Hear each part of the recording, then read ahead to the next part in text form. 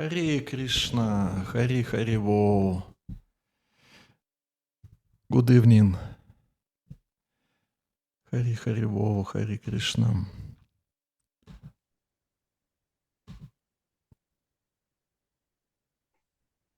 Hare Krishna, Recording in Prabhu. progress. Hare Krishna. Om Agena Timiranda Syaginanjana Shalakaya Chakshurun Militam Yenata Smai Shri Gurave Namaha. Shri Chaitanya Manobishtam Stapitam Yena Bhutale Svarupa Kadama Yam Dadati Svapadantikam. Vancha Kalpatarubhyascha Kripa Sinubhya Eva Cha Patitanam Pavanebhyo Vaishnavabhyo Namo Namaha. Jai Shri Krishna Chaitanya Prabhu Nityananda Shri Advaita Gadadhara Shri Vasadi Gaura Bhakta Vrinda. Hare Krishna, Hare Krishna. Krishna Krishna Hare Hare Hare Rama Hare Rama Rama Rama Hare Hare. So we are continuing to study Bhagavad Gita as it is, translated and with purports written by His Divine Grace Abhay Charanaravinda Bhaktivedanta Swami Srila Prabhupada Ki Jai. So just 2 chapters left, chapter number 17, chapter number 18, and chapter number 17 is entitled The Divisions of Faith. We will start from this chapter, text number 1, 17.1. Dwarkadish Prabhuji, would you like to read? Hare Krishna.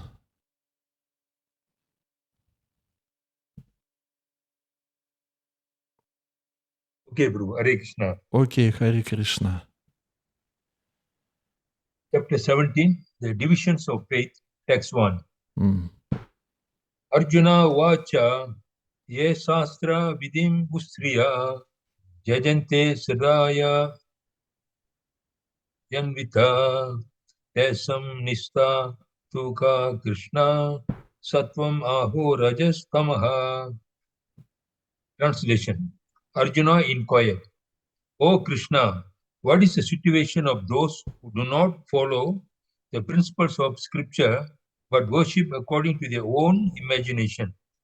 Are they in goodness, in passion, or in ignorance? Hare Krishna. Hare Krishna. So these last 6 chapters of Bhagavad Gita are called Jnana Yoga, as far as you probably remember. Jnana Yoga means knowledge which helps one. It is not Jnana Yoga, it is not Gyan about impersonal Brahman, it is Bhakti Gyan. It is knowledge which helps one to perform devotional service better. So chapters are interrelated, and in this verse 17.1, Arjuna is asking Krishna, this question can be related to the chapter number 15, where this banyan tree of material existence was mentioned. So Arjuna is interested to know what is their position, the position of these demoniac personalities who are not following the principles of scriptures but worship according to their own imagination. What is their position on this banyan tree?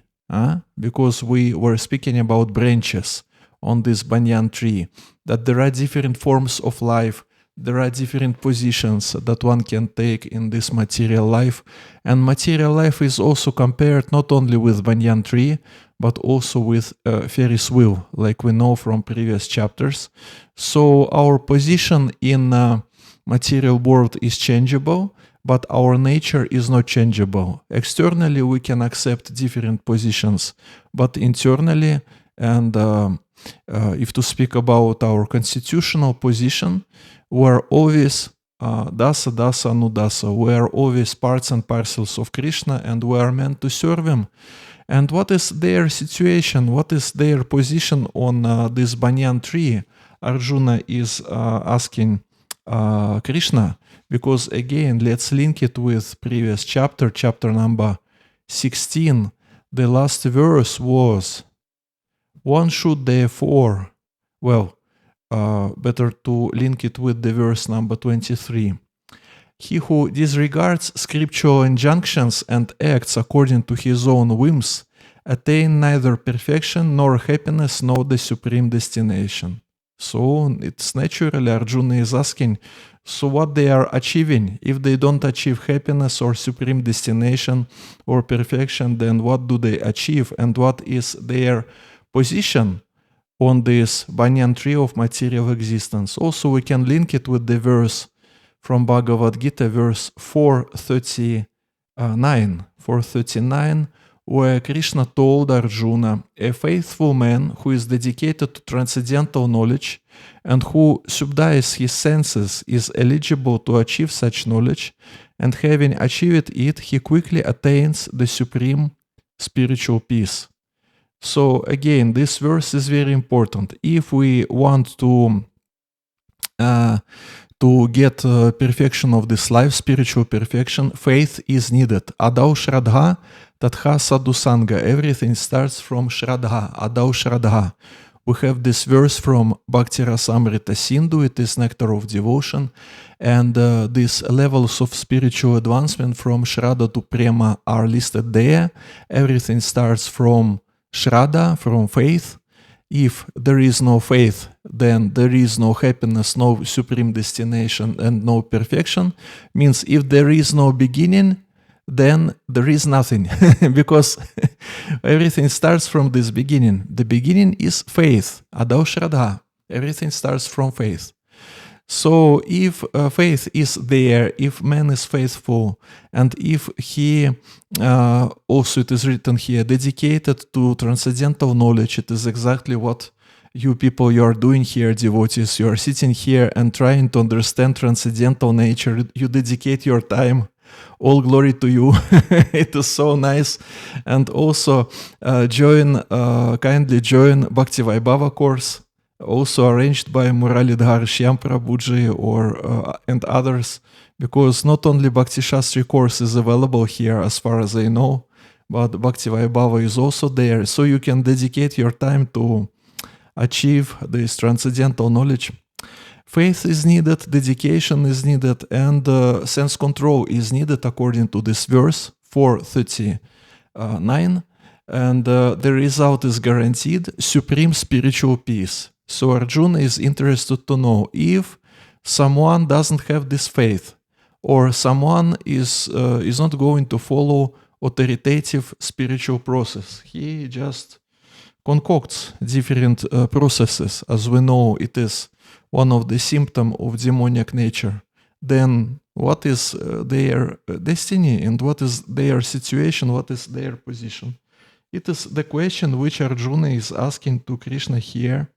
Means if they don't accept Shastra, then what do they accept? And what is their destination?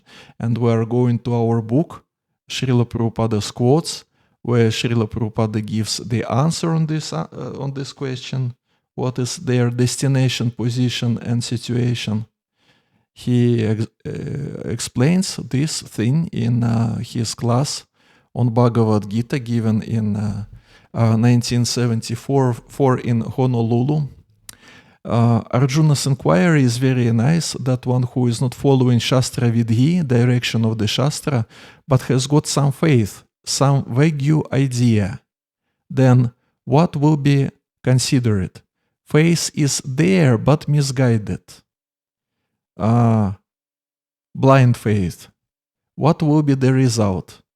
Whether it is faith in Sattva Guna, or faith in Raja Guna, or faith in Tama Guna, because without coming to the platform of Sattva Guna, nobody can advance in spiritual life. And also one more quote here about these different divisions of faith that are listed and explained in 17th chapter of Bhagavad Gita, but it will not help him for spiritual realization. Srila Prabhupada explains this subject matter in the same class.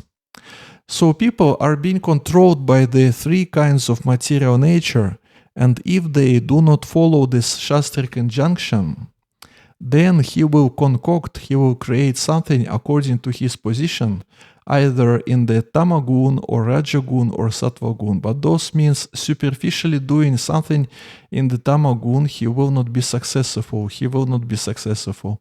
He is going on conducting himself under the influence of the same modes of nature, material nature, which he has naturally adopted from his birth.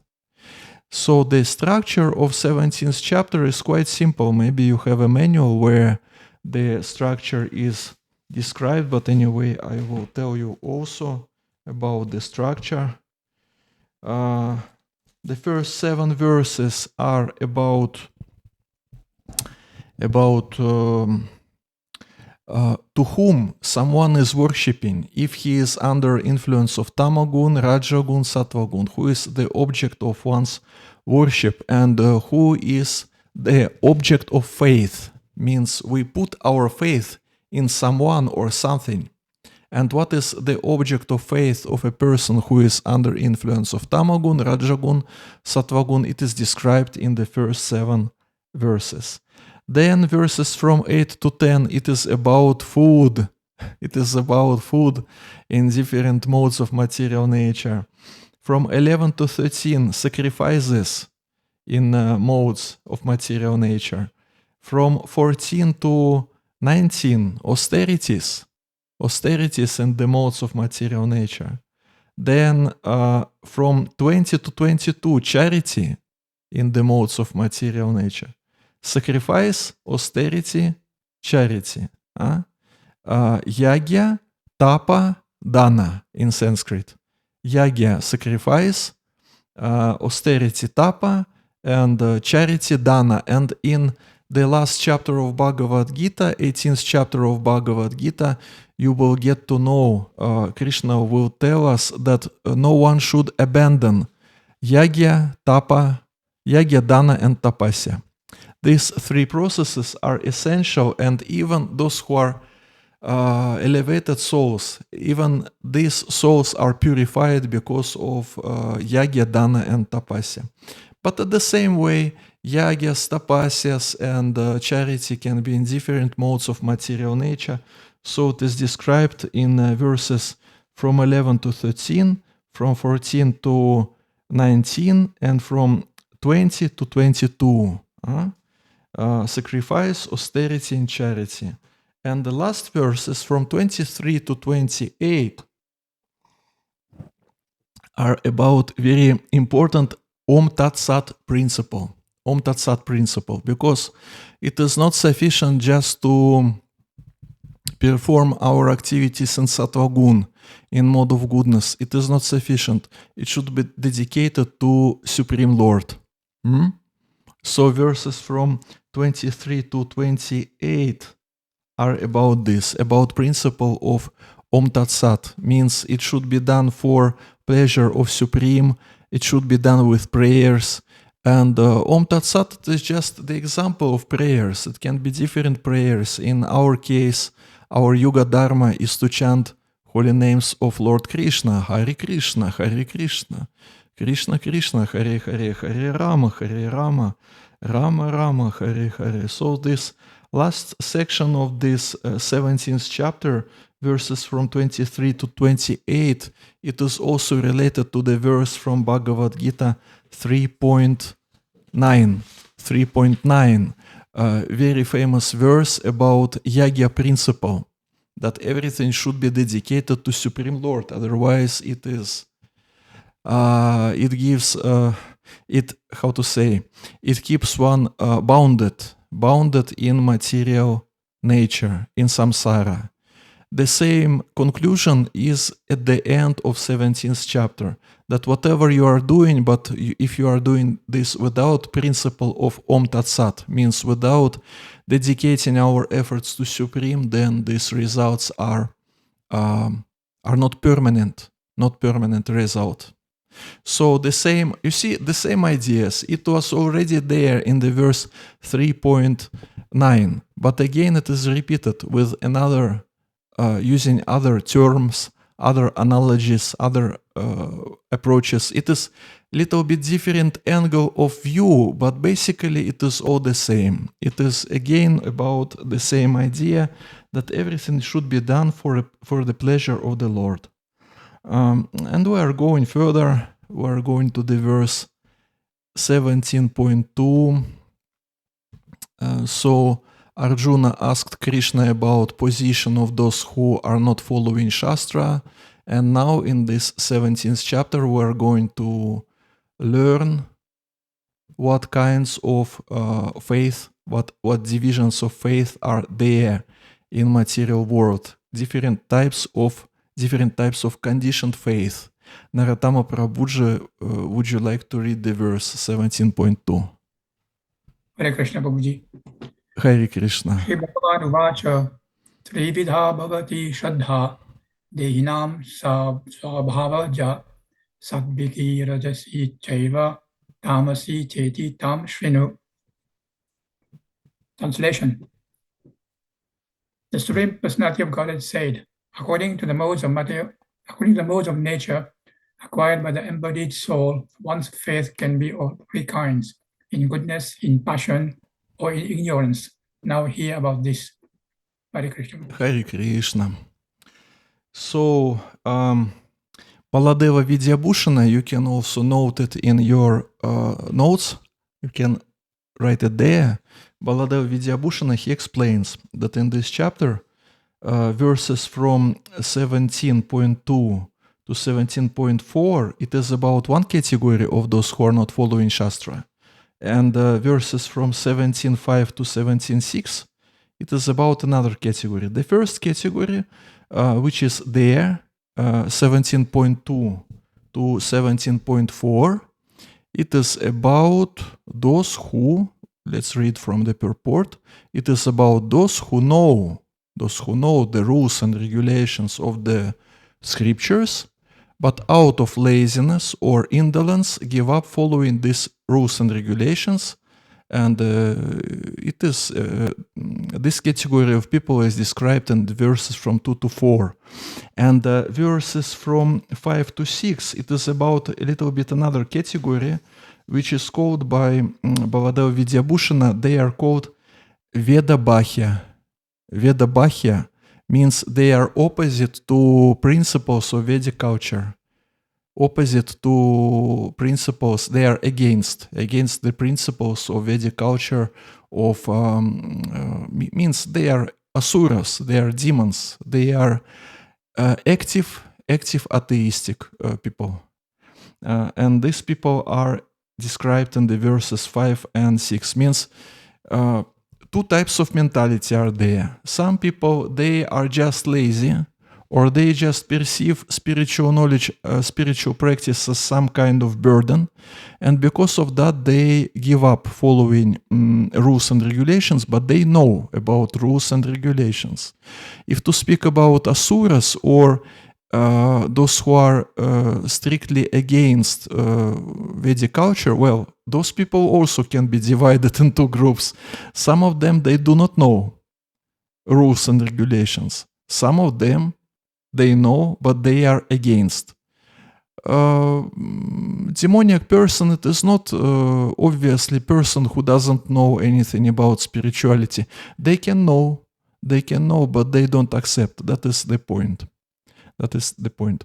So we associate with material nature here from time immemorial, and because of that, consciousness becomes polluted. It becomes contaminated. And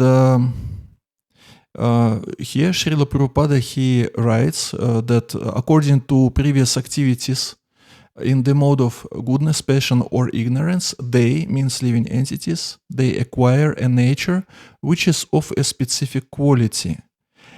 And at the same time, Srila Prabhupada, he explains what to do, how to change our position to a higher mode of nature, how to change our position, how to elevate our consciousness. The role of a spiritual master is very important.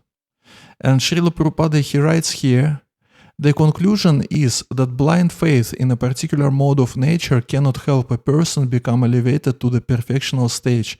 One has to consider things carefully with intelligence in the association of a bona fide spiritual master. So again, this part of the purport, it shows what does it mean, blind faith and faith which is not blind. Blind faith means faith without consideration, without attempts or ability to consider things carefully, without self-analysis, without understanding where I am now, what is my position, what should I do. And if we associate with spiritual master, if we are under spiritual guidance, then all these three parts of Vedic knowledge are clear for us. I mean, Sambandha, Abhideya, Prayojana. You know these words, right? Sambandha, Abhideya, Prayojana. Sambandha means current situation. Who am I? Who is Krishna? What is material energy? And how everything is interrelated. It is Sambandha. It is this part of Vedic knowledge.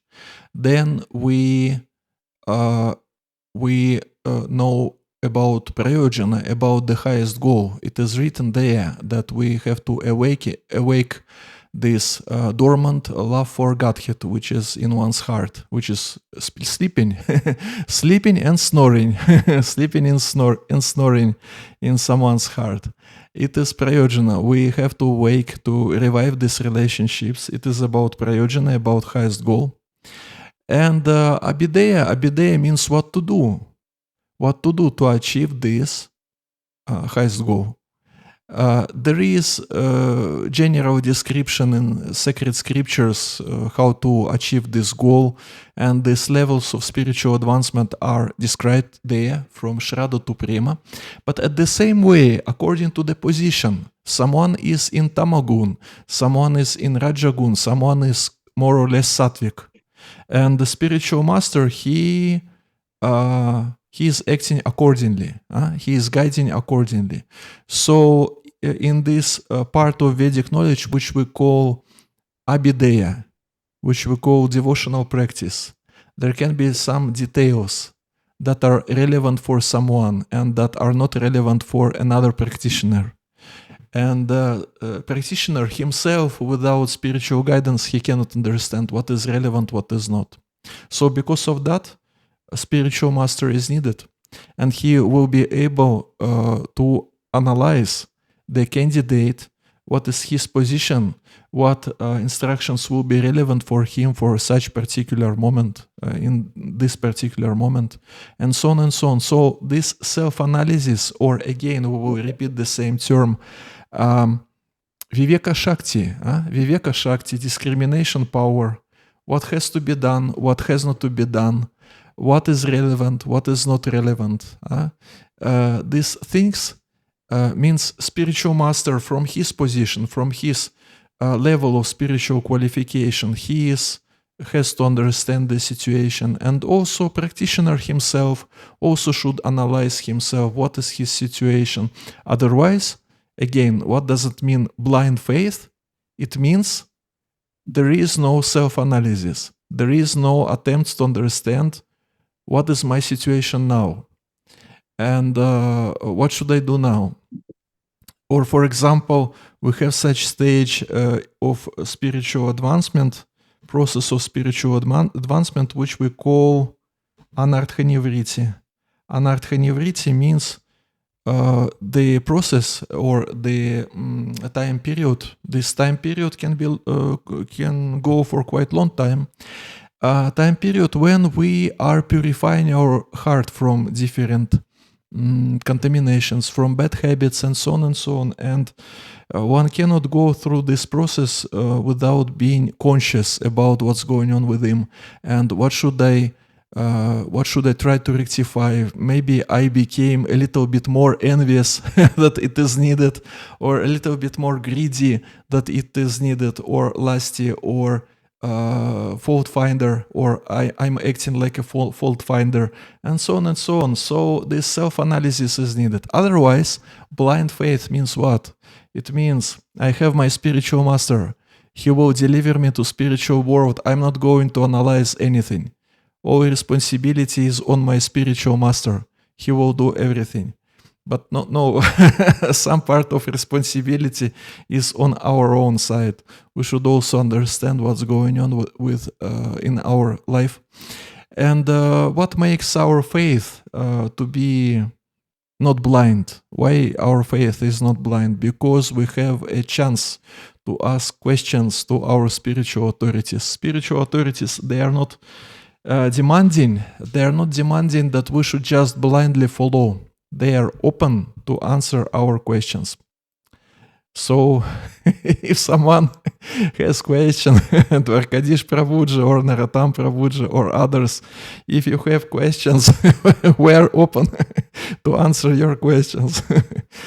Otherwise, if you see, if there is no chance to get the answers on our questions, and in some so-called religious groups, in some cases, they just demand, you just believe our leader, you just believe in our teachings. But here, this blind faith is not, is not approved. Is not approved. It is not the best idea if faith is blind. So again, at the very beginning of 17th chapter, now we're going to analyze different types or divisions of conditioned faith. Just let me finish this statement, Dvarkadish Prabhuji. So we're going to analyze these different conditioned divisions of faith. We are going to analyze it. And but even at the very beginning of this chapter, here in the purport to the verse 17.2, Srila Prabhupada gives the solution. He explains that one can overcome these conditionings but by accepting shelter before lotus feet of bona fide spiritual master. Dvarkadish Prabhuji, yeah? What is the question? Just one question. Yeah. Are the religious prophets, they are also preaching? Are the religions prophets, religions, Muslim, Christian, so many religions are there. They consider their prophets are very supreme or very pure. So what my question here is, are the religions prophets, are they preaching on a blind faith or on a practical human faith? You see, it depends on a person. Sorry, one more thing. You know why? Yes. I consider this subject is very, very interesting for preaching, There are so many ignorant people out there which they do not even know their life, simply following all kind of things, This is a very interesting subject. That's why I'm asking that. I do met about Christians in between. So they are talking about very high about themselves, Jesus Christ, all kind of things. So what is more practical to their life, they are going to suffer more and more, we understand. So that's why I'm asking this question. Are there religious prophets like Jesus or prophet or whatever it is, are they preaching on blind faith or on a practical human faith? Well, I would not say that they were preaching blind faith because they were open to the dialogue. They had disciples. They had disciples in that period of time when they were present on the earth.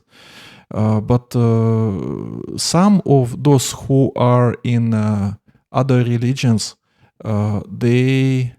it depends on person. You see, it depends on particular religious leader or it depends on particular religious group. Somewhere such culture can be there that you don't ask your questions, you just believe. But if we accept parampara principle, if we accept what is written in sacred scripture, then we can see that usually the founders of these world religions, they don't expect or don't demand for blind faith. They are answering different questions. And in any religious tradition, you can find people who will be being on the position of religious leaders. Some of them, they will be asking or expecting blind faith from us. And some of them, they will be ready to answer on our questions. It is not the question of how to say, of theology. It is not the question of theology. It is the question of particular people who are acting in different religious traditions as their priests, spiritual leaders, and so on and so on. It is not the question of theology. It is question of implementation on practice. Hare Krishna. Hare Krishna. Okay, we're going further. Verse number 17.3. Keshavi Palini Mataji. Hare Krishna. Hare Krishna, Prabhu.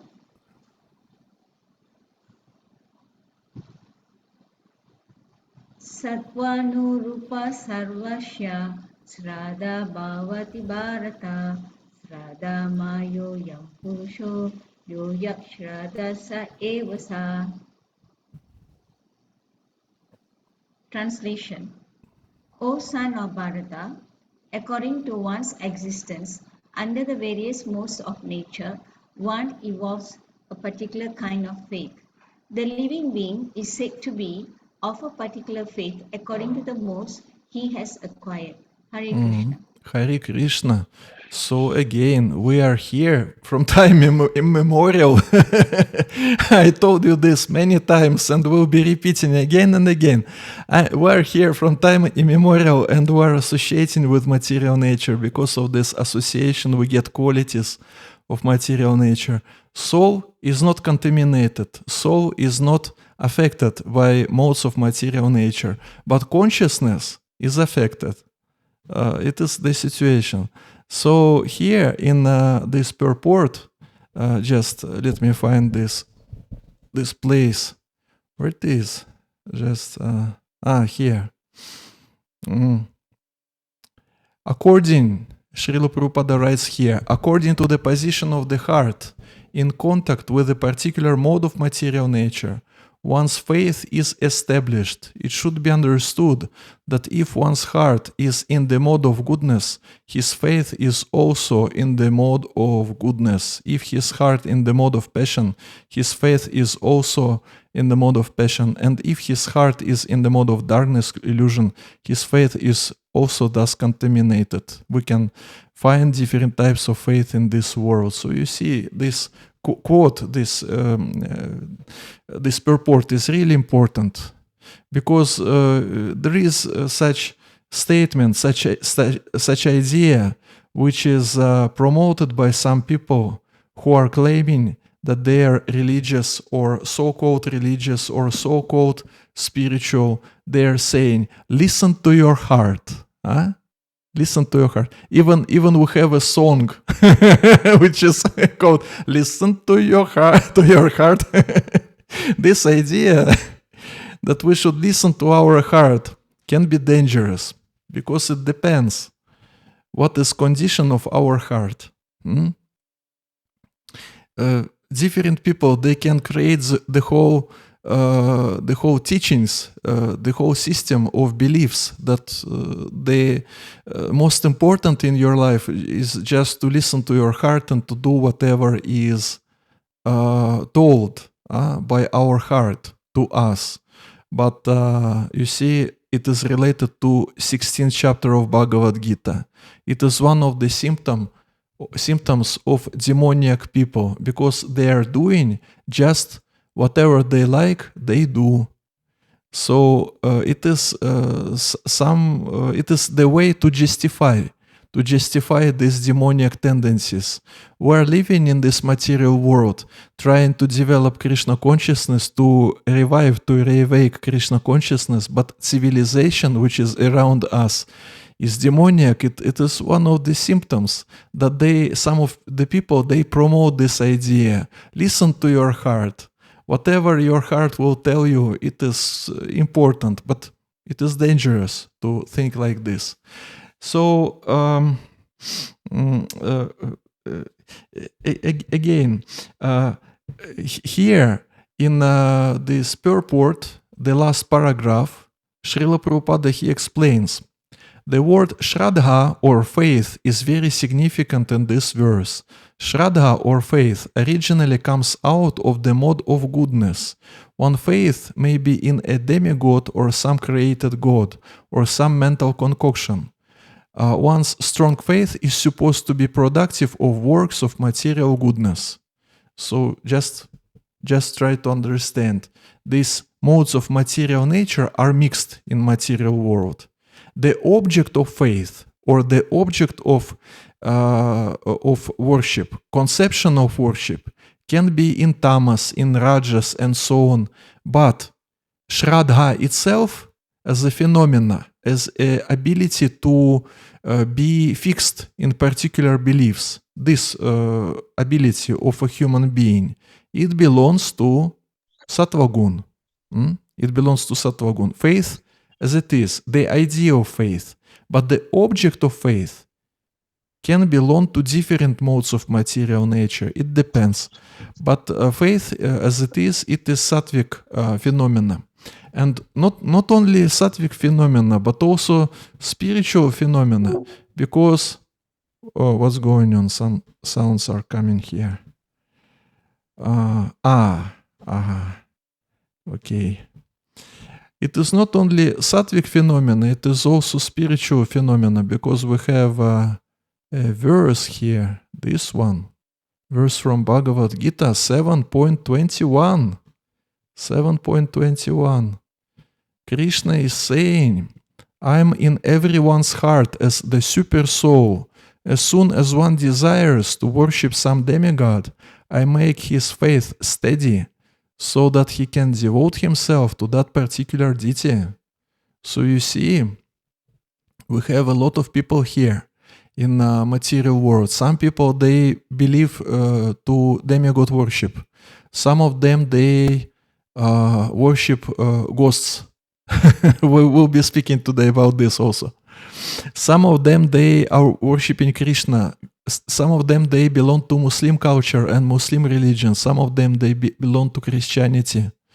But living entity is so anu, insignificant. Supreme Lord is Vibhu, He is great. We are anu, insignificant. We cannot remain in the same system of beliefs just by our own efforts. So that's why Krishna himself, he helps one to be fixed and to be steady in his faith.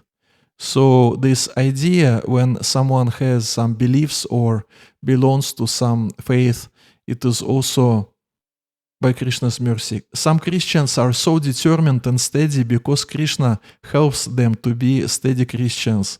Some Muslims are steady because of that, and so on and so on. So this idea, when we are trying to convert other people who already belong to other religious traditions, we are trying to convert them to be Hare Krishnas, this idea is unhealthy. It is not polite from the point of view of interfaith dialogue, because person already made his or her choice. It is one point. And another point is that Krishna is on his side or on her side. It is Krishna, he is Krishna who is supporting faith, which is in the heart of a Christian or Muslim or Buddhist or whatever. So when we are trying to fight with their beliefs, we're also fighting with Krishna because he is one who supports their beliefs. So our policy is very simple. We're not going to convert anyone. Our policy is very simple. If they ask their questions, we're ready to answer. If curiosity is there, then we answer.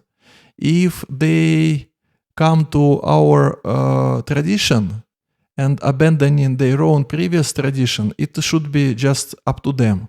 It should not be just because a person was convinced by us. It should be their own free choice. We're not, we're not going to convert or to convince person against his will. But if someone is interested, then we will be trying to satisfy this interest and to answer the questions. And we're going further. So it is sattvic phenomena. Also, Krishna is on the side of one who has any particular division of faith. And also, there is one line in this verse which is really important, the third one. Shraddha mayo yam purusho. Shraddha mayo yam purusho. Which means that this living entity is full of faith. Full of faith. It means it is foundation. Faith is foundation of a living entity. Living entity lives, has particular lifestyle, and goes through this journey of this life on the basis of any particular beliefs or ideas. Why do I live? What do I want from my life? And so on and so on. So without Shraddha, without faith, I mean any faith, not just faith in Krishna, any faith, living entity is completely lost. If any idea of what is the purpose of my life or what is the idea of my life, if there is no Shraddha, then there is no, like we have read in previous chapter, there is no happiness, there is no perfection, there is no supreme destination. So one's life is based on particular Shraddha or particular faith, particular idea. Why do I live like this, and what do I want from my life, and so on. So otherwise, person is lost. And this self-conception, this clear understanding of who am I and what do I want from my life and so on, it is destroyed. And it is really troublesome situation if someone is in this situation. So Shraddha is needed, faith is needed anyway. And we are going to discuss different types of faith in different modes of material nature. Mataji Navina Jagannateshwari. Navina Jagannateshwari. So we have the next verse for you. Hare Krishna. This one. Number 4. Yajanti satvika deva yaksa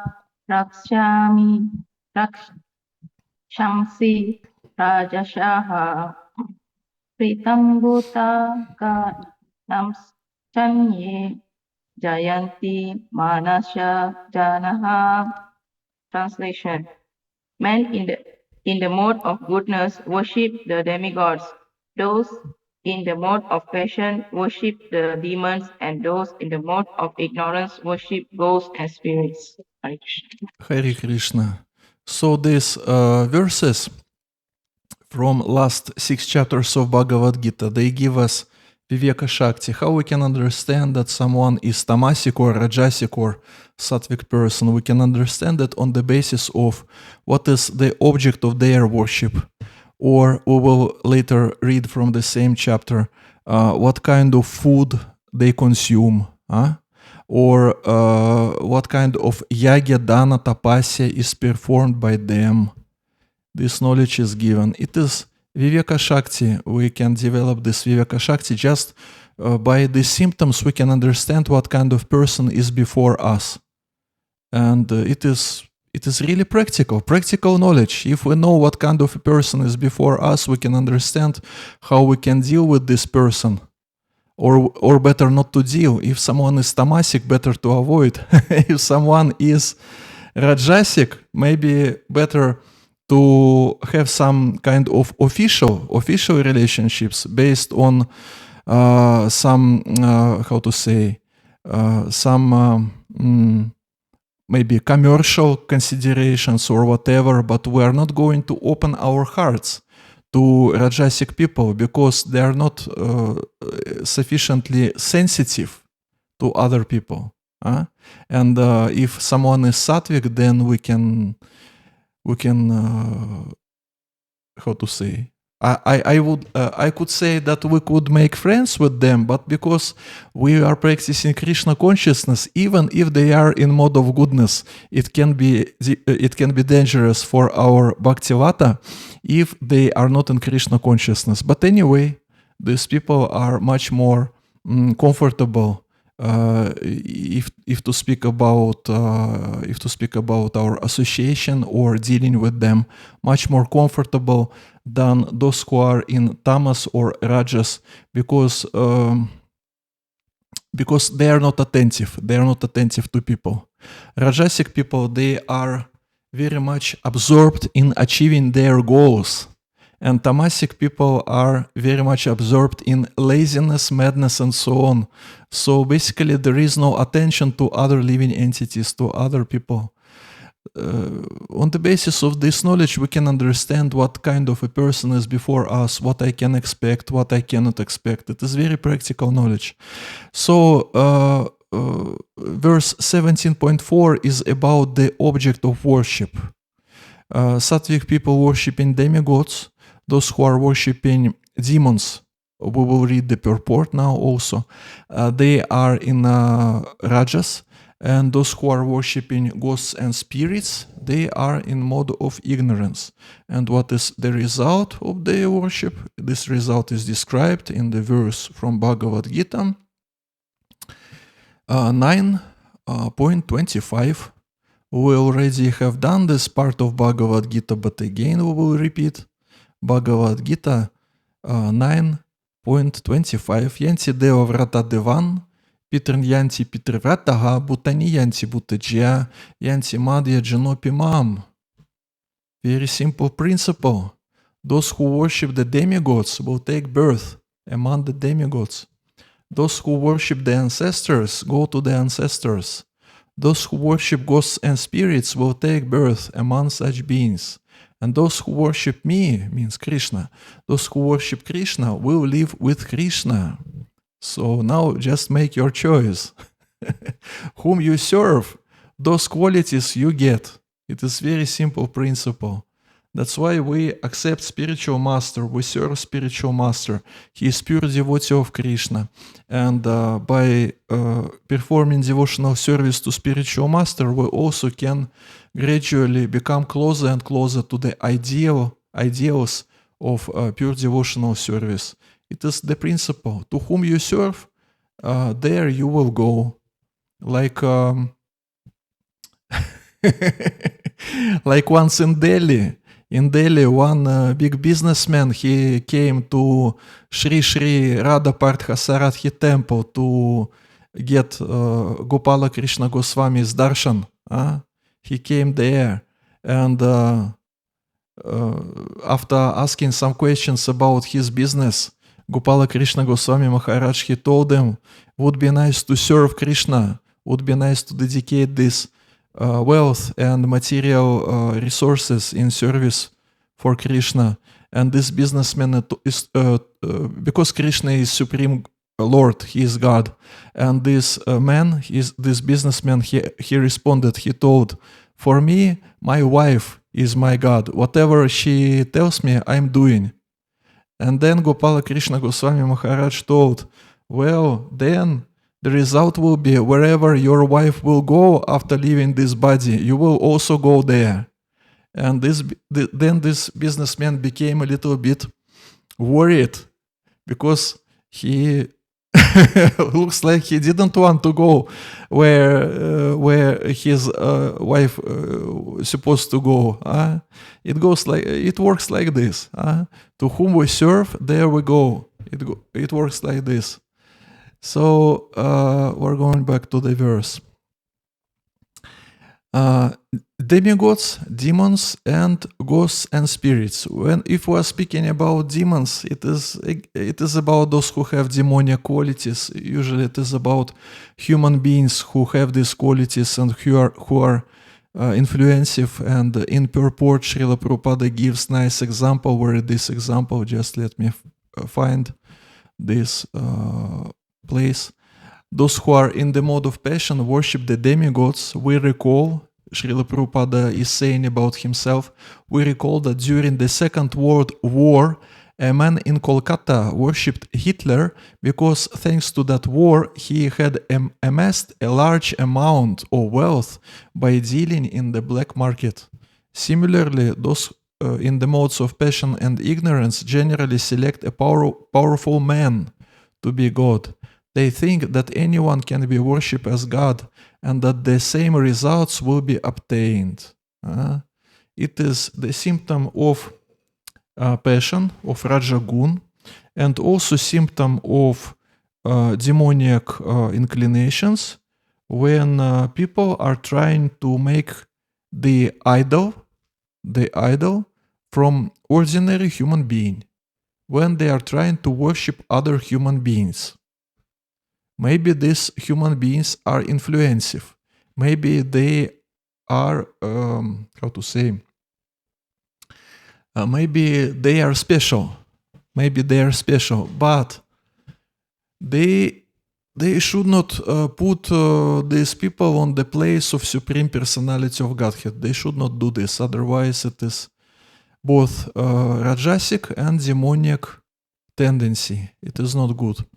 And regarding ghosts and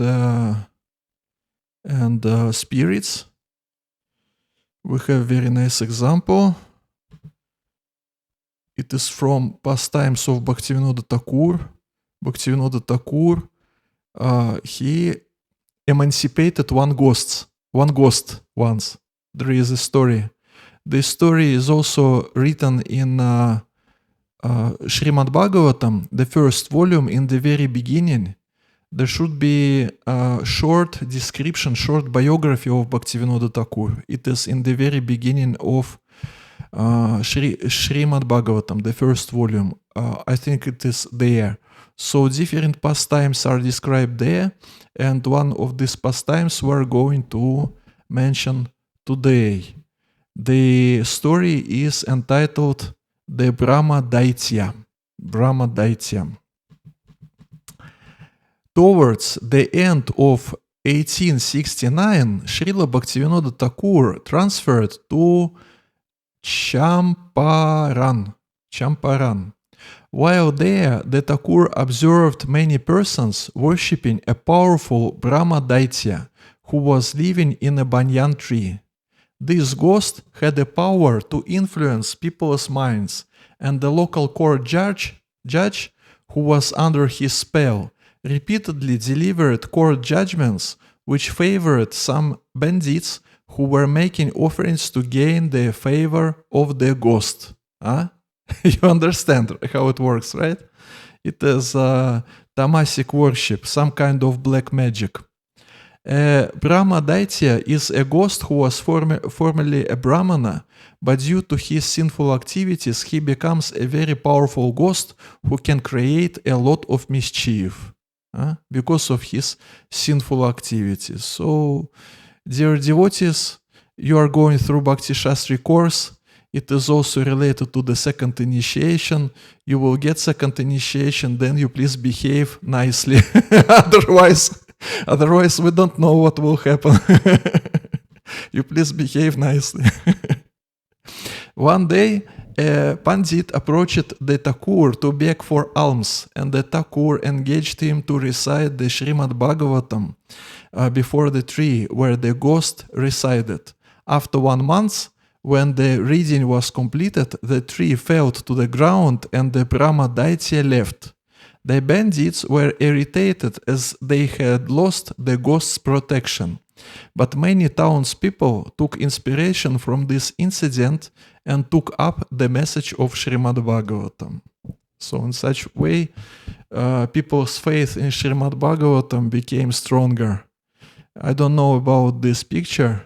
Is it exactly that tree or maybe not? Likely no. Likely it is just like an illustration.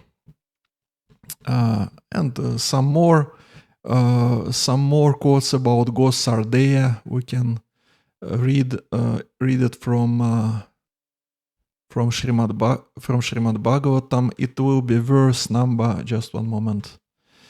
It will be verse number 4. 1818, I think. Just let me check it. Харе Кришна, Кришна Кришна, Харе Харе, Харе Рама, Рама Рама, Харе Харе, Харе Кришна, Кришна Кришна, Харе Харе, Харе Рама, Харе Рама, Рама, Харе Харе. Just one moment. 4:18:18. Yeah, so the author of this website, he also quotes from there. Srimad Bhagavatam 4:18:18.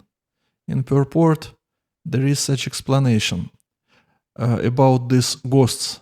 So one of the way how one can become a ghost, one can get second initiation and then do something wrong. So please don't do it. And another way how to become a ghost, just we get some knowledge how to become a ghost, right?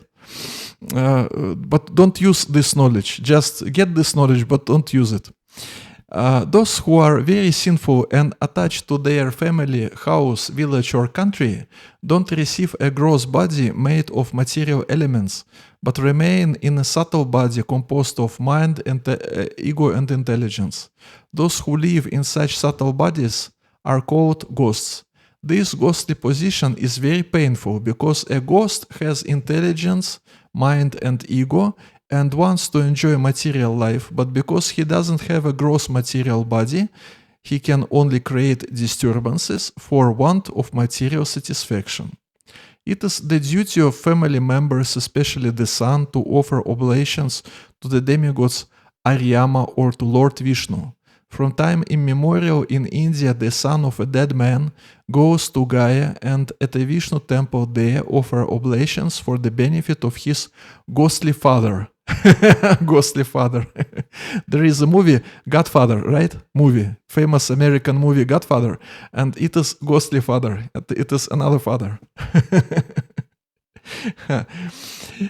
It is not that everyone's father becomes a ghost, but the oblations of Pinda are offered to the lotus feet of Lord Vishnu, so that if a family member happens to become a ghost, he will be favored with a gross body.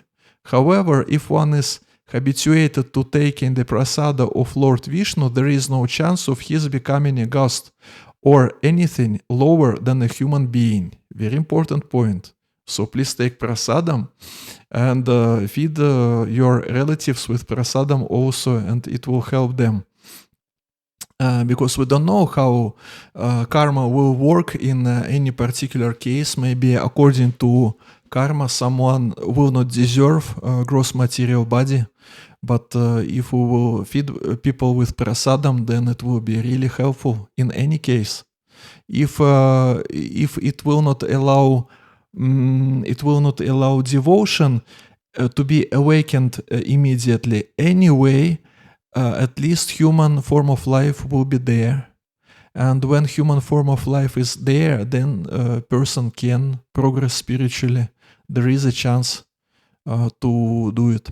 In Vedic civilization, there is a performance called Shraddha, by which food is offered with faith and devotion. If one offers oblations with faith and devotion, either to the lotus feet of Lord Vishnu or to his representative in Pitriloka, Aryama, one's forefathers will attain material bodies to enjoy whatever material enjoyment is due them.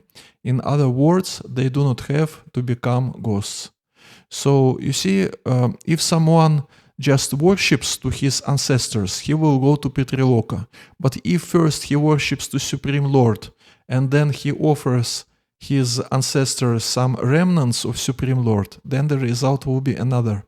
Then ancestors will be benefited, and those who are doing this, they also will be benefited.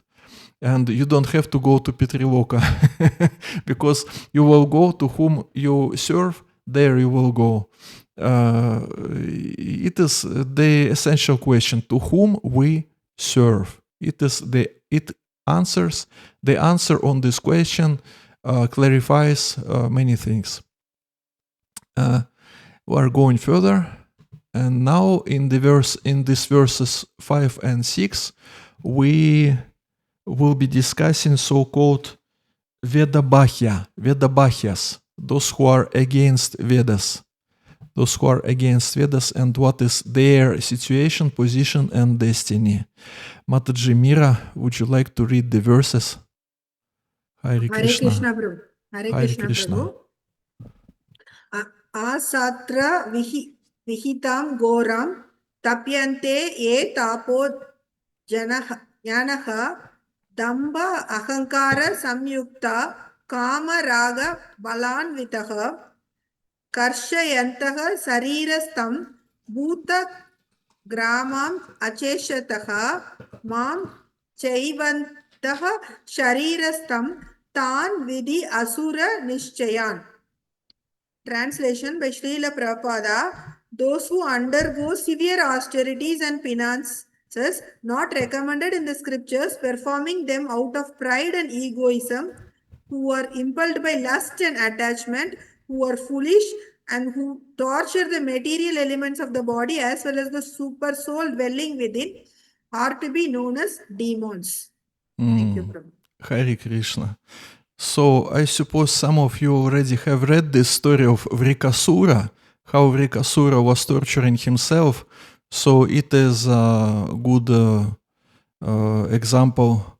Or sometimes example is given that some people, they can starve because because salary is not given, so they protest and they starve just out of this protest. Or they are starving because they have some, how to say, for example, they are politicians. They are politicians and they starve because they want to force the opposite side to force them to do particular actions. So it is tapasya in Rajagun, and in this verse, it is written, not only material elements of the body are tortured, but also super soul is not happy when someone is doing tapasya or doing some austerity which is not approved by sacred scriptures. So in 5th canto of Srimad Bhagavatam, we have already read this term tapodivyam, given by Lord Rishabhadev. Tapodivyam means not just tapo, not just austerity, but tapodivyam means it is approved. Supreme Lord is saying, do this, do that. In such way, I will be satisfied. And don't concoct anything. So it is the nature of our relationships with any personality. If someone is a person, then something he likes, something he doesn't like. And if we want to get nice relations with any particular person, we have to get this information, what are their preferences, what do they like, what do they don't like, and we should act accordingly. Otherwise, if we will be just doing whatever we like to do, these relationships can be destroyed. It is natural thing. It works in ordinary, this principle, this law works in ordinary relationships, and it works in our relationships with Supreme Personality of Godhead, just because he is also a person. He is also a person. So if here in these verses it is said that Super Soul is not happy, is also tortured by such austerities and penances, then it is it shows that better not to do it. Better not to do it if someone wants to get nice relationships with Supreme Lord. Not to spoil these relationships. But those who are demons, they are not concerned about this because they are very much fixed and concentrated on their own whimsical desires. It works like this. That's why we have a word here, Sanskrit word, in these verses. Where this verse? This one. Achetasaha. Achetasaha. Here, this one. Achetasaha. Achetasaha means having a misled mentality. Achetasaha means they are going, the wrong path. Like in Sri Upanishad, you will also find an analogy with blind leaders. Blind leaders of modern materialistic society, and they are blind and they are leading people, and all of them, they are just falling down in where? They're just falling down. Just because they are blind, they don't see anything. This analogy is given. So, Achatasaha, misled. Faith is there, but this faith is misleaded, like we have read from that quote given by Srila Prabhupada. Also, just in order to understand the psychology of these Vedabahyas or these demons, we have to check what are their motivations. What are their motivations? Here in purport, Srila Prabhupada writes, they act out of pride, false ego, lust, and attachment for material enjoyment. By such activities, not only is the combination of material elements of which the body is constructed disturbed, but also the Supreme Personality of Godhead Himself living within the body. Such unauthorized fasting or austerities for some political end are certainly very disturbing to others. It is typical for a demon that he creates a lot of disturbances for himself, for other living entities, and for super soul. And if to compare with devotees, we can remind ourselves about 12th chapter of Bhagavad Gita. In 12th chapter of Bhagavad Gita, there are, at the end of this chapter, there are qualities that makes one dear to Krishna. How to become dear to Krishna. And one of the quality is that devotee is peaceful. He is not disturbed by others because he is peaceful, he is tolerant, and he doesn't disturb others. It is natural for him, for a devotee. Of course, there is an exception.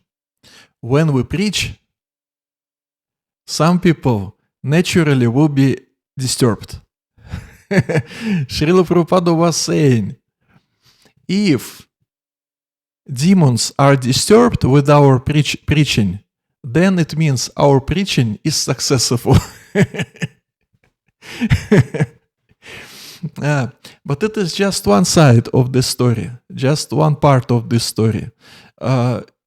Some people will be disturbed anyway, but at the same time, we should try to practice austerity of speech, which also will be discussed in this 17th chapter of Bhagavad Gita. We should try to tell this truth about Krishna and about this life in palatable manner, in sweet manner. But anyway, it will be discussed later on. So I just want to say that there are some quotes, like for example, let's disturb demons with our preaching and so on. But a devotee should not be one-sided. He should not be one-sided. He should not. He should not preach just on the basis of these quotes and disturb others, and being not sensitive to the feedback from other living beings. We should be sensitive also. It is important quality. And now we're going to read Baladeva Vidyabhushana purport to these verses. Verse 5 and verse 6 of 17th chapter of Bhagavad Gita. Again, we're going here to this book written by Burijan Prabhu. He is quoting Baladeva Vidyabhushana here. And let's read the purport written by Baladeva Vidyabhushana. It has been stated in the previous chapter that those who are neglectful of Vedic authority, Vedabhya, can never be delivered from their bad fate. Now, this is corroborated in the two texts beginning Ashastra, Texts 5 and 6. There are those who execute austerities in defiance of the Vedas, which are enjoined in their own concocted scriptures and are horrible and cause distress to other living beings. These people are characterized by hankering for sense gratification and by their stubborn insistence that we can accomplish everything on our own. They abuse the physical elements that compose their bodies. They emaciate their bodies by unnecessary fasting and so on. By their neglect, they also torment me, the super soul dwelling within their bodies. They are oblivious, devoid of understanding how to discriminate according to scripture. You should know such persons who are outside the scope of Vedic authority to be demons. Thus, it is implied that the bad fate of such persons is unavoidable. What conclusion can we draw from this? Those who worship yakshas and rakshasas, according to their natural faith, may receive the potent mercy of Vedic authorities, and then by developing some faith in the revealed scriptures, their demoniac nature may subside. But those who worship demigods are factually in the mode of goodness, so by mercy of saintly association, it will be easier for them to develop faith in scriptural authority. So you see, Baladeva Vidyabhushana, he gives chance to both categories, to those who are worshipping demigods and or neglectful to Vedic prescriptions out of laziness. It is one category, and another category is Vedabhya, those who are against Vedic principles in general. Anyway, Baladeva Vidyabhushana writes here that both categories, they have chance. They have chance. It is the question of their own choice. When Hiranyakashipu, sorry, not Hiranyakashipu, Nrisimhadev, when Nrisimhadev was coming on this earth, or when Lord Krishna was coming on this earth, they were killing many demons, as you know. Well, Nrisimhadev, he just killed just one demon, and his army, his followers. And Krishna also killed some demons. But when Sri Chaitanya Mahaprabhu comes on this earth, he also kills, but he doesn't kill physically. He kills demoniac mentality. He kills demoniac mentality of living entities. And those who are joining ISKCON, they can also go through such transformation. That's why we can see that this all-attractive Krishna means all-attractive. He attracts so many different people to this movement. And these people, they can be, if we are speaking about their qualities, they can be so different. Some of them, they can be really troublesome for others. But anyway, out of Vaishnava compassion, we tolerate them. We tolerate ourselves also, because we would like to progress spiritually faster. But it doesn't happen as fast as we would like. So anyway, it is our path. We tolerate ourselves. We tolerate those people who are around us. And we are trying to develop this mentality, bee mentality. Bee. There is a fly, there is a bee. You remember, you know this idea. We're trying to develop this bee mentality by seeing good qualities in others. And we're going further. We're going to the verse number 7, 17.7. And here, from the verse number 7, Dwarkadish Prabhuji, question, right? Oh, very nice. Prabhu, just to understand a little bit, yeah. If a person dies under accident or any misfortune, yeah, probably he may go into a ghost body or we don't know, a ghost kind of thing. The human lifespan for Kali Yuga is only for 100 years. Will he stay as a ghost forever, or up to the 100 years, then he will transform his life? Just to get understanding. No one can remain a ghost forever.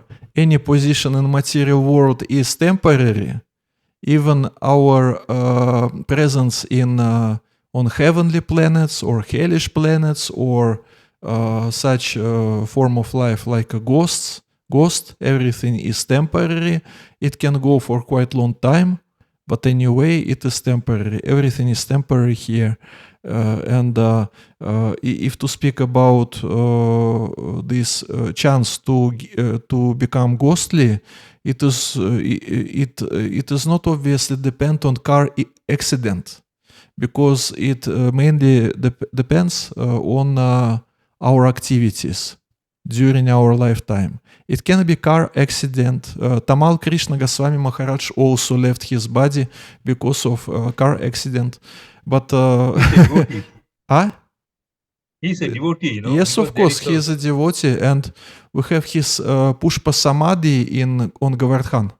Pushpa Samadhi on Govardhan. If you didn't visit that nice place, this Bhaktivedanta ashram, you go there and enjoy and enjoy Krishna consciousness. Nice place and nice environment. You see, mainly it depends on activities, what that particular person was doing during his lifetime, and what is his attitude to devotional service, and also what is Krishna's attitude toward him.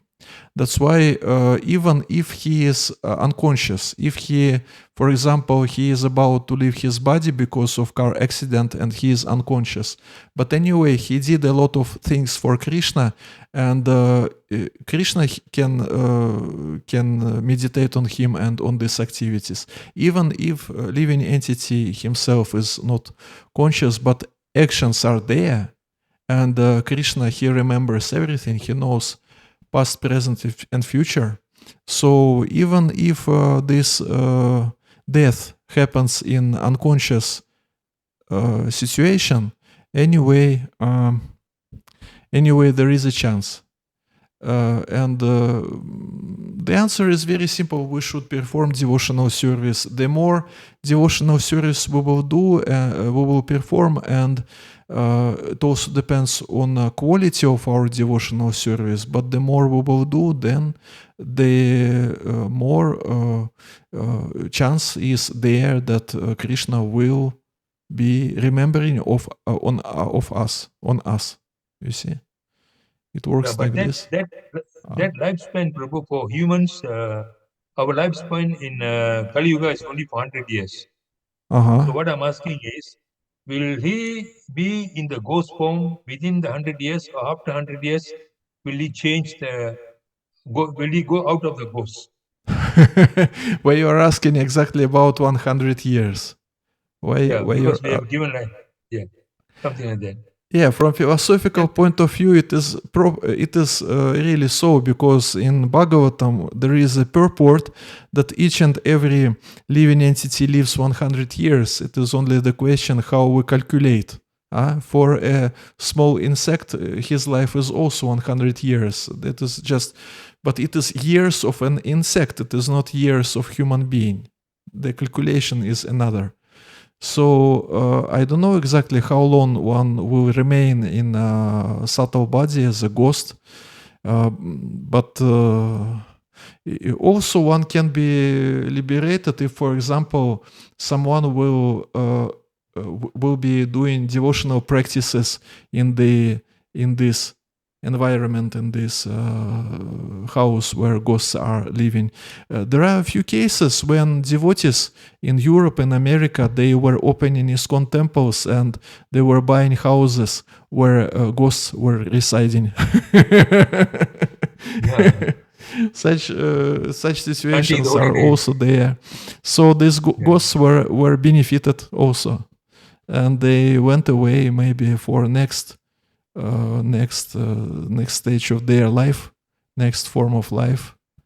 So reading Bhagavatam, like in this story of Bhaktivinoda Thakur, like in this story. So if prasadam is there, kirtan is there, everything is there, japa is there, then these subtle living entities, they also can be benefited or liberated, it depends. But again, I cannot give you exact calculation how long it will take because, well, at least because there is no such detailed information in Srila Prabhupada's books, you see.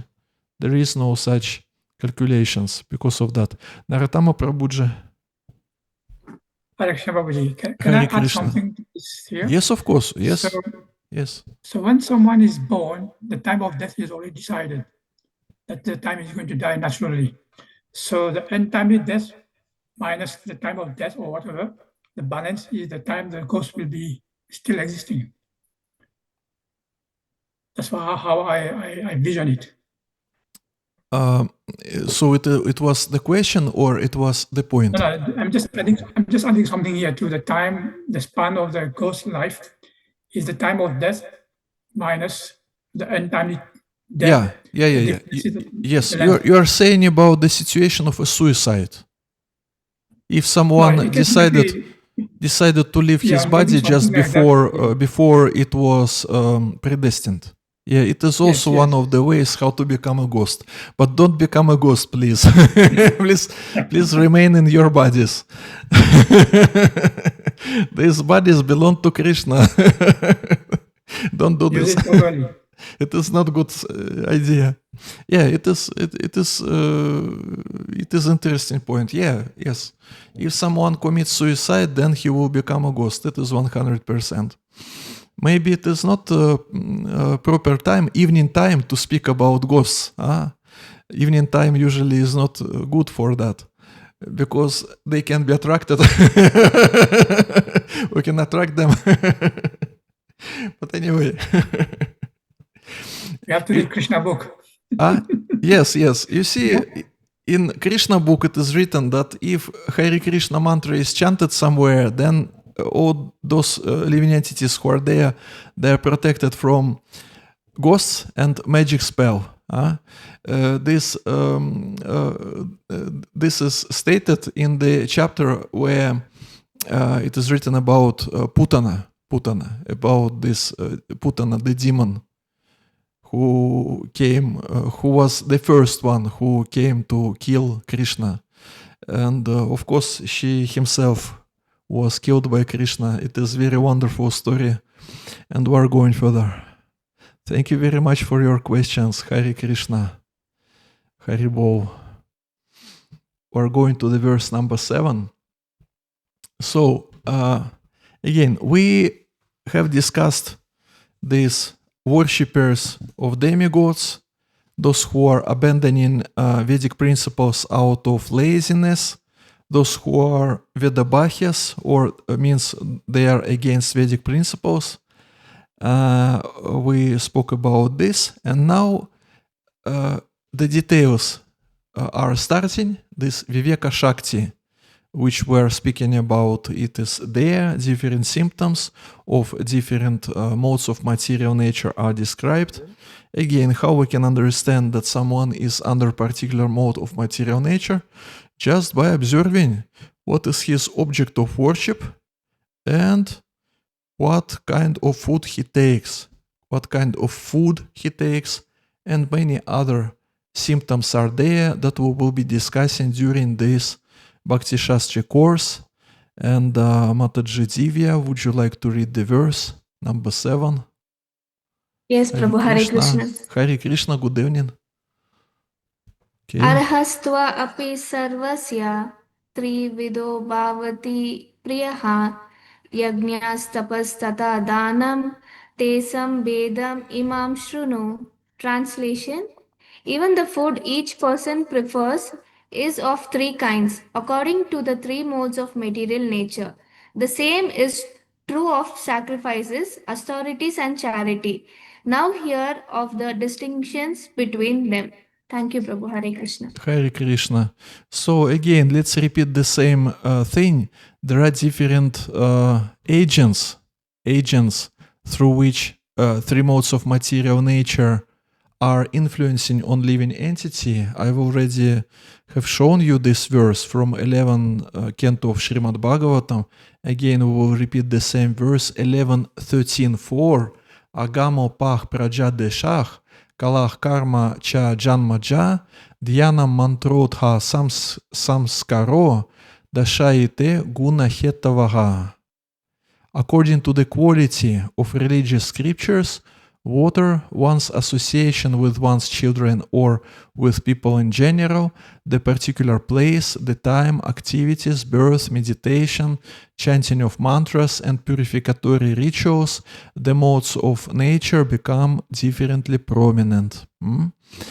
So you can see that place, for example, you live in particular country, particular city or particular village, of course it influences on our consciousness, right? There are remote villages, there are big cities, it influences, and also the time, evening time, morning time. Usually it is recommended to study in morning time because this time is more sattvic, and likely you can feel the difference between your morning hours and evening hours. But anyway, whatever time is provided, we accept it with gratitude. Place, time, then water. Even water is mentioned here. Water. Water also influences on consciousness. What kind of water we drink? Is this water pure or not? So in purport, Srila Prabhupada explains that there are wise people and there are foolish people. And those who are foolish, they think that it makes no difference what kind of water you drink, what kind of books you read, what kind of people you are associating with, where do you live, what time it is, and so on. It is again about Viveka Shakti. Wise people, they distinguish, and foolish people, they are not distinguishing. In terms of different situations in the modes of material nature, there are differences in the manner of eating and performing sacrifices, austerities, and charities. They are not all conducted on the same level. Those who can understand analytically what kind of performances are in what modes of material nature are actually wise. Those who consider all kinds of sacrifice or food or charity to be the same cannot discriminate, and they are foolish. There are missionary workers who advocate that one can do whatever he likes and attain perfection. Do whatever you like, and anyway, you will get perfection. But these foolish guides are not acting according to the direction of the scripture. They are manufacturing ways and misleading the people in general. They are scammers. Scammers. There is scam in terms of finances. When people are taking money from others by cheating people, it is called scam. And there is spiritual scam. When someone is saying that there is no difference what you will be doing, what you will be eating, what you will be drinking, and so on, everything will be nice. It is also scam. It is also cheating. So one should not be. One should be intelligent enough to be not to be cheated by self-made gurus, self-made gods, and so on and so on. And now we're going to read about food. Sattvic food, Rajasic food, and Tamasic food. And whom we will ask to read? Well, for example, Mataji Achyuta. Hare Krishna Prabhu. Hare Krishna. Ayu Sattva Balarogya Sukha Priti Vivardhana Rashya Snikta Sthira Hridya Ahara Sattvika Priya. Translation: Foods dear to those in the mood of goodness increase the duration of life, purify one's existence, and give strength, health, happiness, and satisfaction. Such foods are juicy, fatty, wholesome, and pleasing to the heart. Hare Krishna. Okay, let's give you the next two verses also. All these verses are about food. All these verses are yours. Oh, okay. Yeah. Katvahamla lavanati ushna tikshna ruksha vida hinam Ahara rajasa shreshta dukkha soka maya prada. Translation: foods that are too bitter, too sour, salty, hot, pungent, dry, and burning are dear to those in the mood of passion. Such foods cause distress, misery, and disease. Shall I Okay. go to the next verse also, Prabhu? Yes, and this one also, yeah. Text 10. Yata yamam gata rasam puti paryushitam chayat uchistam api chamityam bhojanam tamasa priyam. Translation: food prepared more than 3 hours before being eaten, food that is tasteless, decomposed, and putrid, and food consisting of remnants and untouchable things is dear to those in the mood of darkness. Hare Krishna. Hare Krishna. So you see, previous two verses have no purport, and the reason is very simple, because everything is explained here. In the purport to the verse 17.10, all these three categories of food are described and explained. In previous verse number 17.9, the symptom of Rajasic food is there. It is Rajasic food. It is food of extremity.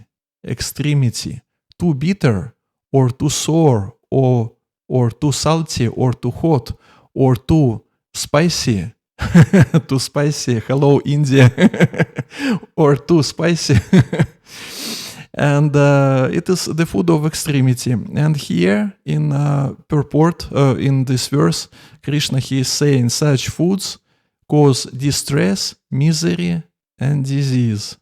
So there is an explanation given by Vishwanatha Chakravarti Thakur about the meaning of these three words. And it will show us why it would be nice to avoid Rajasic food. What does it mean distress? What does it mean misery? And what does it mean disease? Distress means we take this food, which is too spicy or too bitter or too salty and so on, and we feel some distress when we take it. We feel this discomfort when we take it, just in the process of taking this food.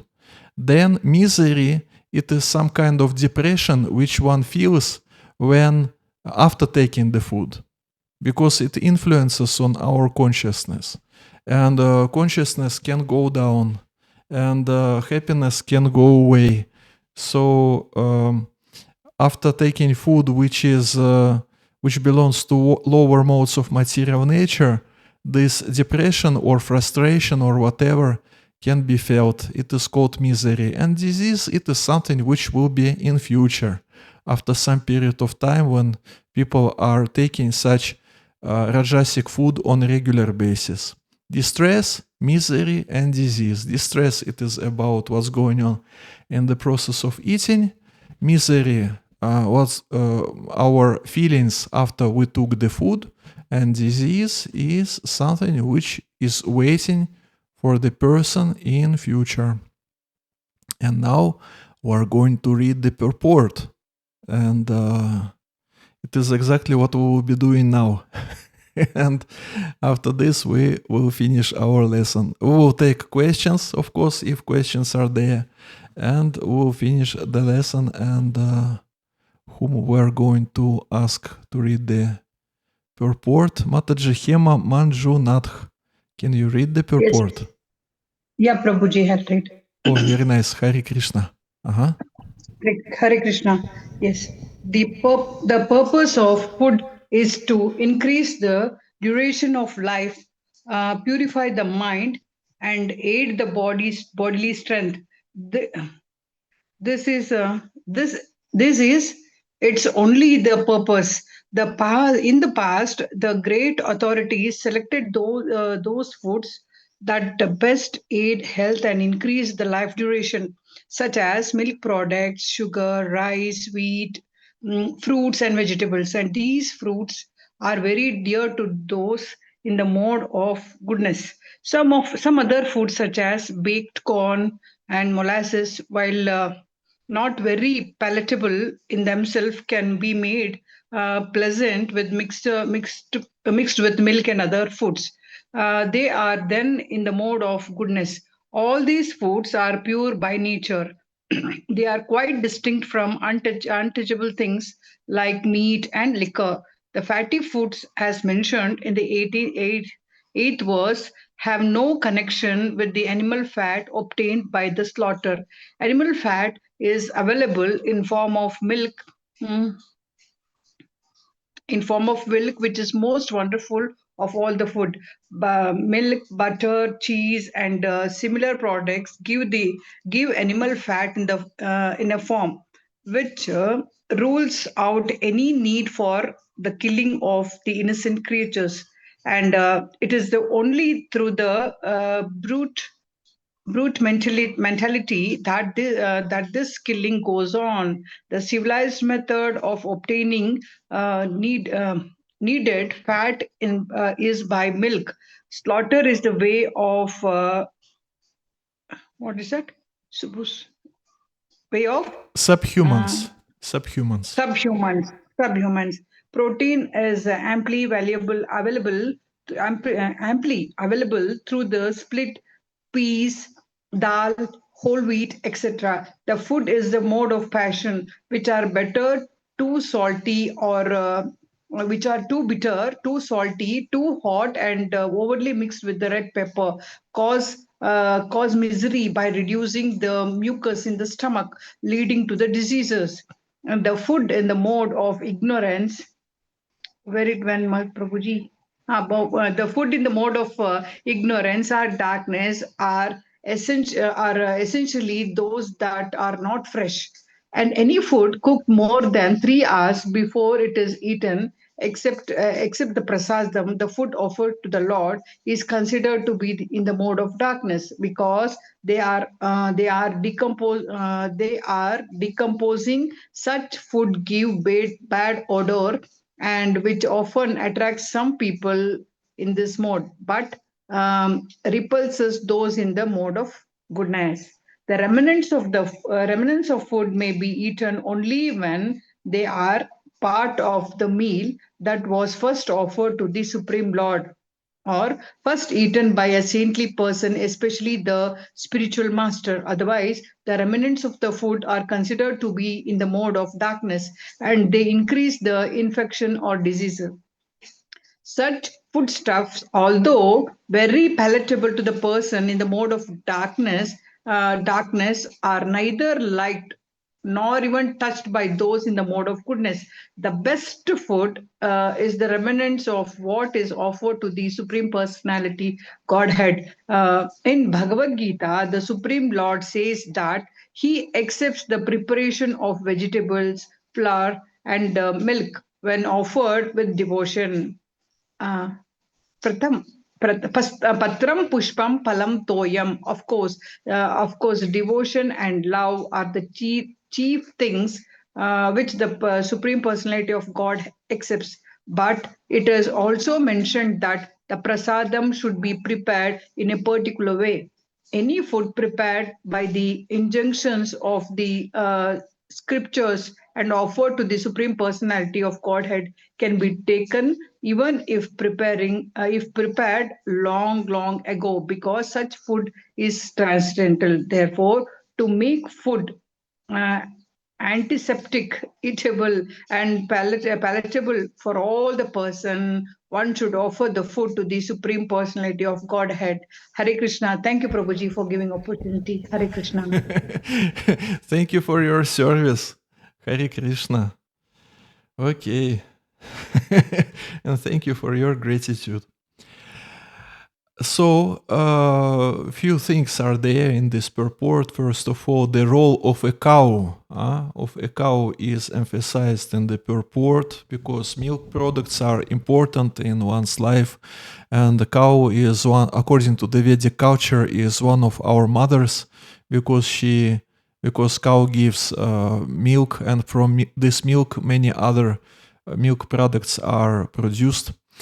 And here in purport, in the very beginning of purport, Srila Prabhupada writes, maybe it is Ayurvedic principle. Likely it is Ayurvedic principle that food that we consume should be our medicine. It is not that our medicines should be like our food. It is not that we should take as much medicines that our medicines becomes like our food, but in opposite side that food be like our medicine. So this conception, Ayurvedic conception of Vata dosha, Kapha dosha, Pitta dosha, this knowledge is quite popular now between Krishna conscious people, and not only them, but because we have not only ISKCON, we have many other Eastern traditions, Indian or Hindu traditions outside India, and they promote this idea of sattva guna, of material sattva, not Shuddha sattva, not transcendental level, but material sattva guna. So they are giving this knowledge about Ayurveda, about this three doshas conception, and people are trying to make their life more harmonious and happy. Of course, it is not the ultimate goal again, because sattva guna, it is just a stepping stone before transcendence. And at the end of this 17th chapter of Bhagavad Gita, you will get to know that any activity in any mode of material nature is useless, and the result is not permanent if it is not dedicated to Krishna. So here Srila Prabhupada, he writes, the purpose of food is to increase the duration of life, to purify the mind and aid bodily strength. It is only purpose. So if we take prasadam, mind is purified. It depends. It depends on four persons. The person who was cooking, the person who was offering this foodstuff, this bhoga to Supreme Lord, the person who was distributing prasadam, the person who is taking prasadam, means what is their level of consciousness, what is their understanding, and where they or are they in Krishna consciousness or not, and if they are in Krishna consciousness, then to what extent they are in Krishna consciousness. It is a lot of things depends on a level of consciousness of a cook, of a pujari, of a prasadam distributor, because when we distribute prasadam to devotees, it can be done with love and sincerity, or it can be done just mechanically, like sometimes it happens. And of course, when we get prasadam, we should remind ourselves that it is sanctified food. And like it is written in Nectar of Instruction, verse number 4, purport, we should accept this prasadam as Krishna's mercy, which is given to us through his devotees. So if such approach is there on the side of a cook, on the side of pujari, on the side of prasadam distributor, on our side, then mind will be purified. That's why we usually avoid to buy on a shop or on market something which was cooked or prepared by karmic people, because consciousness is there. So we want to purify the mind. Also, the duration of life will be increased. It will be decreased if it is tamasic or rajasic food, because rajasic food gives diseases and miseries and so on. And bodily strength. If grains are there, beans are there, if we take kichri prasadam, if we take some prasadam which gives strength to the body, it also helps. And at the end of this purport, Srila Prabhupada, he emphasizes that prasadam is should be taken even if it was prepared long ago. Like sometimes we get Mahaprasadam from Mayapur or from Jagannath Puri or from Vrindavan, and it can be some kind of dry, how how to say, dry cookings, dry jagannathas. And because it is dry, it can be preserved for quite long time, and it is transcendental food. But main rule is such that, for example, we cook something. Immediately after we cook this, at our home, at our house, we should offer this to Krishna. We should not wait longer than 3 hours. Otherwise, this food is considered to be food in tamagun, and means it is not suitable to offer to Supreme Personality of Godhead. So better to be quick there. Means we cook and then we offer to Supreme Lord. And then it becomes prasadam. And then it becomes transcendental, means that even if it is spoiled, it is not spoiled. It is spoiled from material point of view, but it is not spoiled from spiritual point of view. But of course, if we see that food is spoiled, prasadam is spoiled, is not fresh, and so on, you see, prasadam is transcendental, but we are not transcendental. It means it can influence on our health, it can influence on our digestion. So if something is left, if something is not fresh, then we can give it to some animals or to some insects, because prasadam is transcendental, like it is written here. But are we transcendental enough to take prasadam, which is transcendental, but maybe it is a little bit, how to say, outdated, not fresh, maybe because of that. So it means it is also the way how we can express our compassion to other living entities. We are not going to take a particular prasadam, but we are sharing this prasadam with other living entities who are in other bodies, and these bodies are suitable to consume this prasadam. Also, here in this purport, it is written that it is written about food which is produced, which is untouchable. Srila Prabhupada uses this word combination, untouchable things.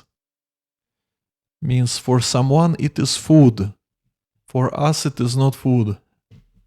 When we chant holy names of Lord and Lord Krishna, and when we follow four regulative principles, gradually we can feel that these things that are mentioned here, meat, liquor, and so on, they are untouchable.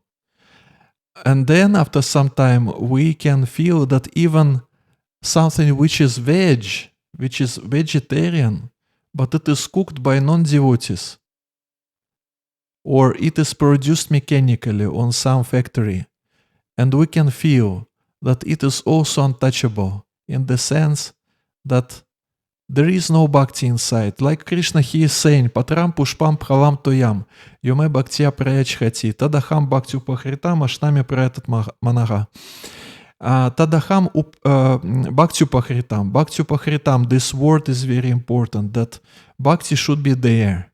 And if we buy something which is already cooked, if we buy it in shop, and it was cooked by someone who has no bhakti, and especially if it is something which was cooked on fire, or it was cooked, it is grains or beans cooked on fire, and if we are speaking about this situation, usually it is the situation when consciousness enters in these foods very deeply. So how we can offer such things to our beloved Lord Krishna? He is Supreme Lord. He deserves, just one moment, Mataji, he deserves the best. So better we would learn how to cook. We would learn how to cook nice salads and food stuff and bakery and sabji, khichdi, and so on for Krishna, and it will be our Bhakti Yoga. It is also Bhakti Yoga. When we cook and when we offer and when we take it, it is not just for ourselves, it is also devotional service. Okay, Mataji, what is the question or what is the point? Prabhuji, I have got two questions to ask you. That you Okay. said about, you told about water. Water Yeah. also, like it will be sattvic and all those things, sattvic, rajasic. How this water will, how will it be tamasic food? At least, if devotees prepare, it will be sattvic with the Krishna consciousness and those things. But how water, like we go and wherever we go, like if we are thirsty, we'll take it. So how can we avoid that? And secondly is that you said dry prasadam, it's okay if it is 2 days or if it is more than 3 hours also you can take it. But what about the wet prasadam of Lord? If it is offered to Lord and if it is prasadam, can it be taken after 3 hours also? That is my question.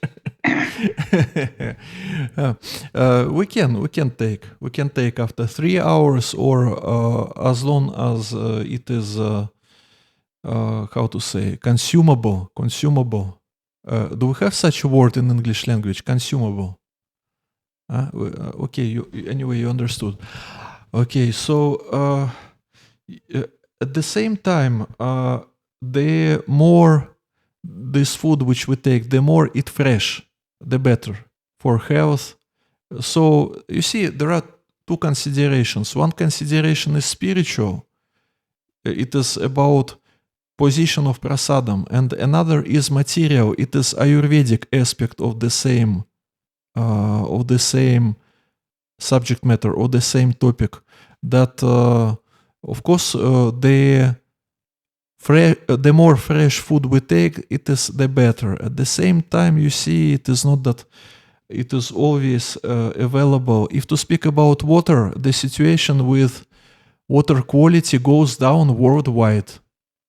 Year after year, we know about this. The situation goes down because of all this ecology and these things that are going on in the world in general. So if someone has his own piece of land, and if he can dig, how do we call it, dig in the ground and get water from there, and if they dig deeply enough, because otherwise the quality of water also will be low quality of the water. If they can do this, if it is permitted by government, then it would be really nice, because it will be water given by nature. It will be really nice water. And the ideal situation, it is if you live nearby some river or some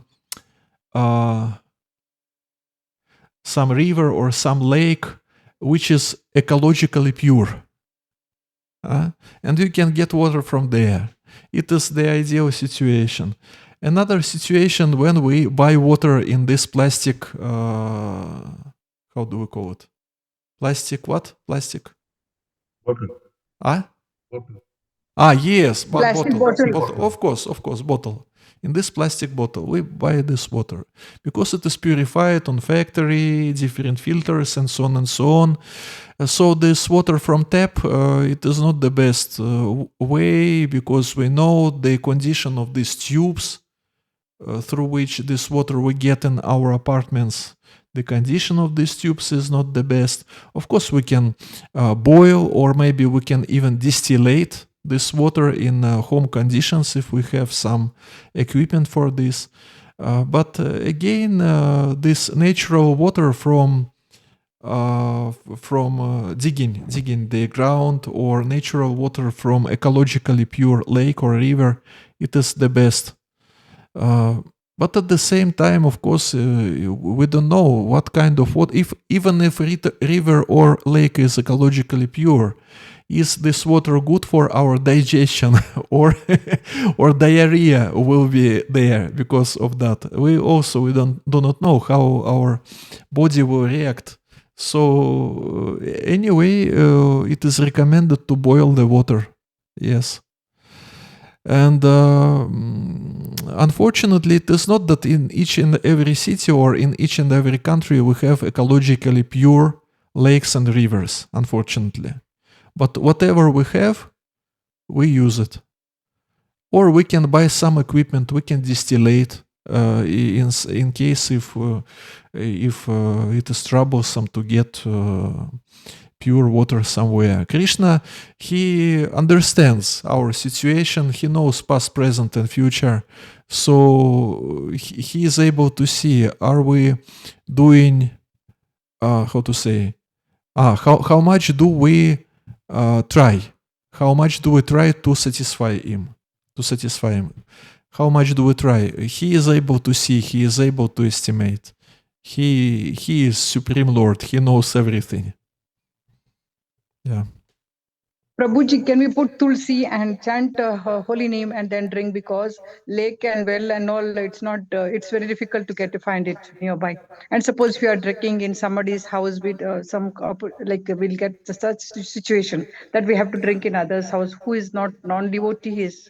So then can we chant name and then then will it purify the water or any food stuff like that? Yeah, we can do it, or even if you will be having a second initiation, you can quickly offer your foodstuff on your sacred thread using mantra number 6.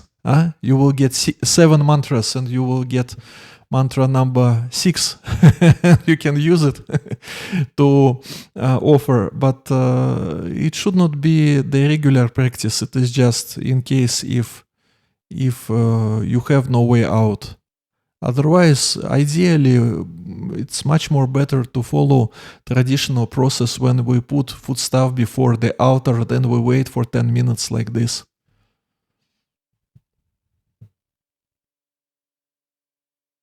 Prabhuji, if we eat in others' house, they might have not offered it to Lord. Then then they'll give the food for us. Then after, if they have not offered and if they give us, and then later on we'll offer and eat, will that be considered or? That is the question, what kind of food they cook. And is this food really veg? Or maybe... Yeah, suppose if it is veg and if they have not offered to Lord and they offer it to us, and when we are taking it, like if we'll offer it, they would have eaten and all those things, and after if they give, after the means not the remnants I'm telling, like after they have eaten the leftover food, if they give us, like if they we go as the guest and they give, and like we eat only offered food, then what we have to do? Then can we offer that food to Lord and then eat, because they've already consumed? So then what we have to do in that condition? Oh, it's difficult situation. That's why, of course, better to avoid such gatherings at all. But if you have to do it for the sake of preaching, but anyway, it is a little bit risky. Better to minimize it. Or if you are doing this for preaching, you can bring your own food, for example, if it is allowed. You can bring your own food. You can feed people with nice offerings. It is also a solution. Yeah. Hare Krishna. Thank you, Mataji. Okay, devotees, do you have some more questions or thoughts? We have so many Dwarkadish questions. Prabhuji. Yeah, okay. Many questions on the food. Many questions, okay. Many questions. So we have one. It is mentioned that pungent food, pungent smell. We have in our country, we have one fruit called durian, thorny fruit. It's a very pungent smell. If you keep it in air condition, it's not allowed in aircon, not allowed in aircon vehicles, not allowed in plane, flight, and all this. That kind of food, sometimes devotees also offering to the Lord. Will that be acceptable? Okay, just let's try to understand what kind of fruit you are speaking about. You are saying durian, right? You may not know, it's only in our country. It is available in Malaysia, Thailand, and Vietnam. Yeah, that is the point. You are asking about particular fruit, which I don't know. Then first let us understand what you are asking about. Durian, right? Smell, Durian, right? Durian, D-U-R-I-A-N. It's very pungent smell. This one, right? This one? This one, right. Uh-huh. And you are asking, can this be offered to the Lord or not, right? Yeah, sometimes devotees are offering to the Lord, but it's a very pungent smell. Will that be Okay. acceptable? Okay, let's ask Google. Can we offer this to Krishna? Okay. Let's ask Google. Yes. Can we offer this to Krishna? Yes, you can offer to Krishna. It is written here. Okay. And so you are asking about smell, right? Yeah. Smell is strange. We Okay, call it what smell or fragrance. what about its smell? Is it okay or But not? it's a pungent smell. Pungent smell. Pungent smell. Okay. Pungent smell. Like this, right? Pungent. P-U-N-G-U-N-T. That's written in that. P-U-N N-G, right? P-U-N-G-N-T. Okay, let's see. Okay, artificial intelligence is answering our questions. Makes it highly debated fruit. Makes it highly debated fruit. While scriptural laws technically allow any natural fruit, specific chemical compounds that give durians its odor create gray area. Okay, it is gray area. It is gray area. It's a natural fruit, yeah. No chemical, natural fruit. So there is no universal ban. Okay. And here it is written, in Malaysia, Indonesia, Philippines, local Krishna devotees do occasionally offer durian because it is highly revered locally as a king of fruits. So they are speaking us about their local practice. If you are visiting temple, don't bring it. You can offer at your home, but don't bring it to the temple to offer. You see? Sorry, Prabhu. If we eat the fruit, for example, if I eat the fruit, the smell will last with me until next day. That kind of smell, very strong smell. And there is no perfume which will make you free from this spell? There is no such perfume. I don't know. You don't I know. don't eat, but anyway, there are people doing this. Okay, and you are asking what to do, right? Yeah, but now Google says can offer. Yeah. Well, artificial intelligence helps sometimes. We should just check whatever it answers it give. Sometimes it is proper, sometimes it is not. I think it is, in this case, it is proper. At least we have got to know that in Malaysia, Indonesia, Philippines, they are doing this. They are offering this fruit. Okay. One more thing, bro. Text 9 says, foods that are too bitter, too sour, salty, hot, pungent, dry, and burning. Okay. Too bitter, we have bitter gourd. Will that be okay, right? Offering? You bitter have gourd? what? Bitter? Bitter gourd. Bitter curd. Bitter curd. Bitter gourd, yeah. That is okay to offer, right? I think the approach is the same. Don't bring it to the temple, but offer at your home. Even the offering in the temple also. I think I saw that in even Mayapur they are offering this bitter gourd. Then if It's in Mayapur they are doing this, then it is okay. It's okay. Yeah, Mayapur, Vrindavan, it is criterion. If they are doing something, then we are going to follow. Or you can ask local pujari also. You can consult with local pujari in Vrindavan or in Mayapur. What I try to understand here, the taste bitter, too sour, salty, hot, pungent.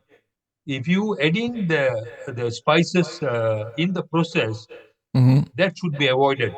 The natural taste of a fruit should be okay. Is it okay? You understand what I say? Yeah, I understand. The description of rajasic food is the food of extremities, too salty or too spicy, and so on. If extremity is not there anymore, then looks like it is normal. But again, you ask Pujari. They are sattvic people. They should tell you, is it normal or not? You see, it is the details of Indian cuisine, Indian kitchen, the details which maybe probably I don't know sufficiently, you know. One more thing, while we are traveling, Because you sometimes, see, because you see, it will be natural. It will be natural if you will ask Pujari, because Pujari is one who is going to offer this to Krishna. So you will ask him in the sense that is he ready to offer this to Krishna or not? Okay, we understand. Okay. One more thing, Prabhu, while we are traveling in a long journey, sometimes we we get prepared food. Sometimes food is not enough. Sometimes we buy fruits and everything in between to take. Before we consume, we Yeah. just clean it and then we say Sri Vishnu, Sri Vishnu, Sri Vishnu. Can we take that kind of food, that kind of fruits? Something is better than nothing, but anyway, it is not the solution. It is not the solution. After Exceptional case. not just exceptional, I would say very exceptional, very exceptional. Better you just get second initiation and offer on sacred thread.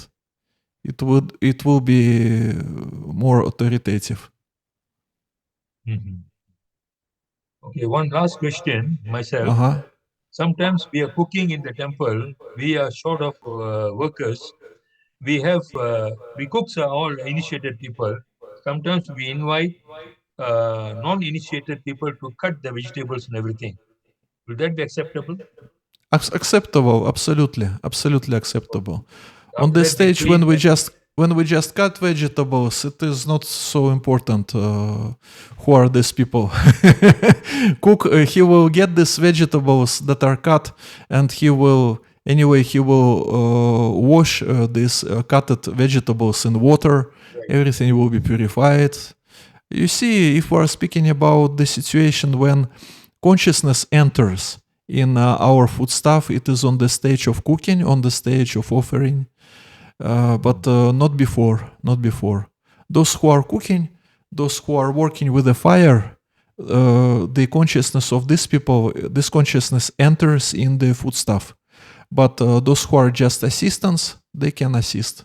If they assist in the process of cooking, if they are on the kitchen, they should be clean clothes, and no prajalpa, all this stuff, all these things, but they are not influenced too much on the process. The main point is what is the level of consciousness and what is the meditation of one who is cooking, on this fire. Hare Krishna, Guru. Thank you very much. Hare Krishna. Okay, devotees, thank you very much for your kind attention. See you when? See you day after tomorrow. Hare Krishna. Vancha kalpatarubhyascha kripa sinubhya evacha. Patitanam pavanebhyo vaishnavabhyo namo namaha. Hare Krishna. Hare